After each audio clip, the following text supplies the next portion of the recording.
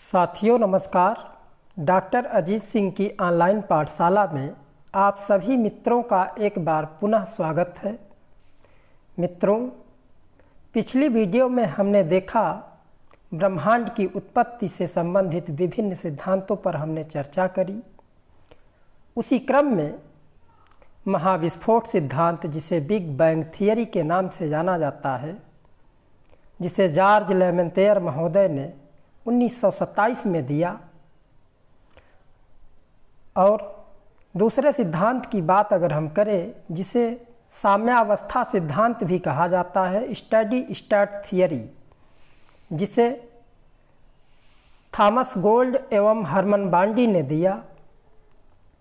इसी क्रम में तीसरे सिद्धांत की अगर मैं बात करूं, दोलन सिद्धांत अर्थात पल्सेटिंग थियरी, जिसे जॉन सैंडविच महोदय ने दिया।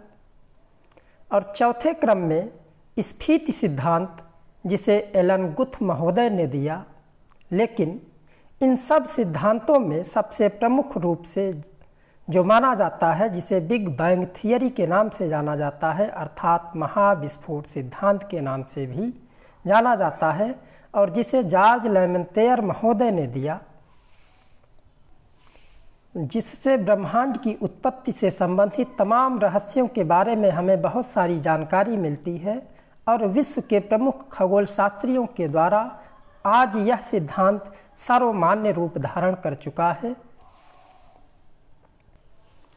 उसी क्रम में जॉर्ज लेमेंतेयर महोदय ने बताया कि ब्रह्मांड का निर्माण जो डार्क हैवी मैटर में अचानक विस्फोट के कारण हुआ है, वह विस्फोट आज से लगभग 15 अरब वर्ष पहले हुआ, और 13.7 अरब वर्ष पहले ब्रह्मांड पहली बार दृश्य हुआ,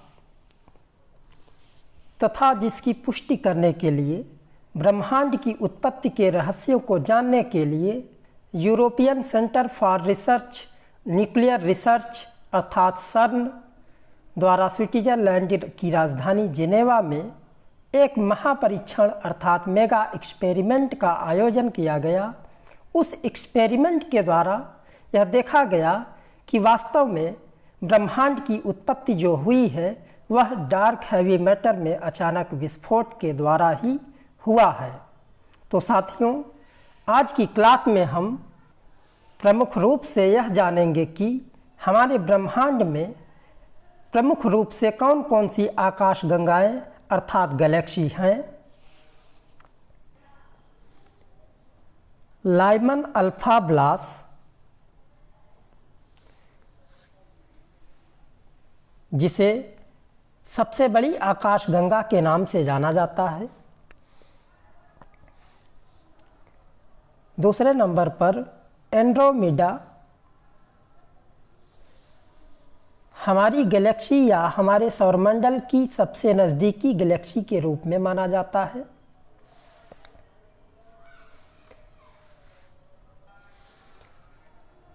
मंदाकिनी या दुग्ध मेखला या द मिल्की वे, जिसे सर्पिलाकार गैलेक्सी भी कहा जाता है। इसके बारे में मुख्य फैक्ट यह है कि हमारा सौरमंडल इसी गैलेक्सी में स्थित है।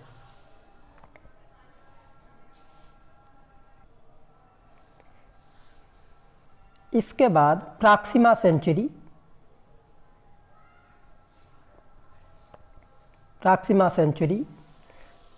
हमारे सौरमंडल के सबसे नज़दीकी तारा कहा जाता है प्रॉक्सिमा सेंचुरी को। ओरियन नेबुला, जिसे तारों का झुंड अर्थात क्लस्टर ऑफ स्टार्स कहा जाता है। इसके बारे में खास फैक्ट यह है कि हमारी गैलेक्सी का सबसे चमकीला भाग है।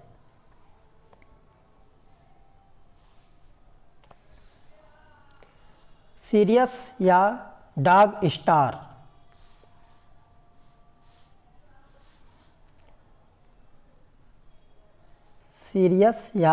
स्टार, हमारी गैलेक्सी का सबसे चमकीला तारा। इसी क्रम में हम ध्रुव तारा को जानते हैं, पोल स्टार या नॉर्थ स्टार। साथियों, ध्रुव तारे से हमें जिस दिशा का ज्ञान होता है वह दिशा है उत्तर दिशा। प्रतियोगी परीक्षाओं में यह प्रश्न अक्सर पूछ लिया जाता है कि ध्रुव तारे से हमें किस दिशा का बोध होता है या ज्ञान होता है। तो साथियों, इसका करेक्ट आंसर होगा उत्तर दिशा। इसकी जानकारी हमें सप्त ऋषि मंडल अर्थात 7 तारों के समूह से भी होती है। इसी क्रम में हम यह जानेंगे कि तारे का जीवन चक्र अर्थात life cycle of A star.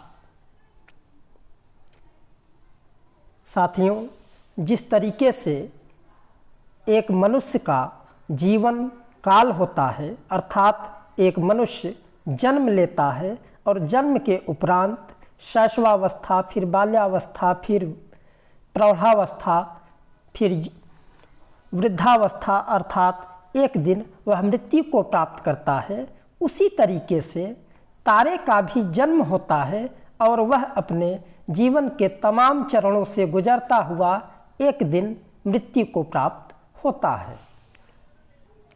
इसी क्रम में जब किसी तारे का जन्म होता है तो हम उसे सेटलर नेबुला या दानव तारा के नाम से जानते हैं।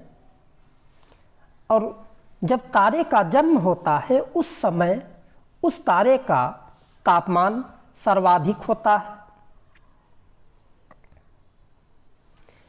और आगे के इसी क्रम में समय जैसे व्यतीत होता है तारे का रंग भी टेम्परेचर पर डिपेंड करता है और तापमान जैसे जैसे कम होता है तारे का रंग भी बदलता जाता है।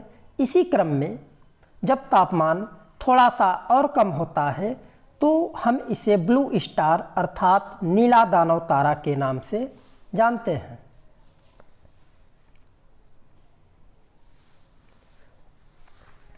आगे इसी क्रम में जब तारे का तापमान और कम होता है तो इसका कलर जो होता है वह पीले रंग का हो जाता है, जिसे येलो स्टार अर्थात पीला दानव तारा के नाम से हम जानते हैं। आगे उसी तारे का जब तापमान और घटता है तो यह लाल कलर का दिखता है, इसलिए इसे रेड स्टार या लाल दानव तारा रेड जियांट स्टार कहा जाता है। साथियों, विभिन्न प्रतियोगी परीक्षाओं में यह क्रम निर्धारित करने के लिए आ जाता है कि किस रंग के तारे का तापमान सर्वाधिक होगा। तो साथियों, इसका क्रम जो है इस वे में चलेगा। दानव तारा सबसे अधिक और सबसे कम लाल दानव तारा अर्थात रेड जियांट स्टार। और जब कोई तारा लाल कलर का दिखने लगता है तो उसमें हाइड्रोजन के नाभिक उसके चारों तरफ घूर्णन करने लगते हैं, जिसकी वजह से उस तारे का तापमान घटता जाता है और एक ऐसी अवस्था आती है कि उसमें अचानक विस्फोट हो जाता है, जिसे सुपरनोवा विस्फोट के नाम से हम जानते हैं। जब तारों में विस्फोट होता है तो तारे का द्रव्यमान यह निर्धारित करता है कि तारा आगे इसी क्रम में कौन सा तारा बनेगा। अर्थात तारे का द्रव्यमान यह निर्धारित करता है और यह द्रव्यमान का निर्धारण जो है भारतीय मूल के अमेरिकी खगोलविद एस चंद्रशेखर, जिन्होंने ब्लैक होल की खोज की, और उन्हीं के सम्मान में चंद्रशेखर सीमा अर्थात चंद्रशेखर लिमिट का निर्धारण किया गया। चंद्रशेखर लिमिट की मैं अगर बात करूं 1.44 सूर्य के द्रव्यमान से अधिक या कम।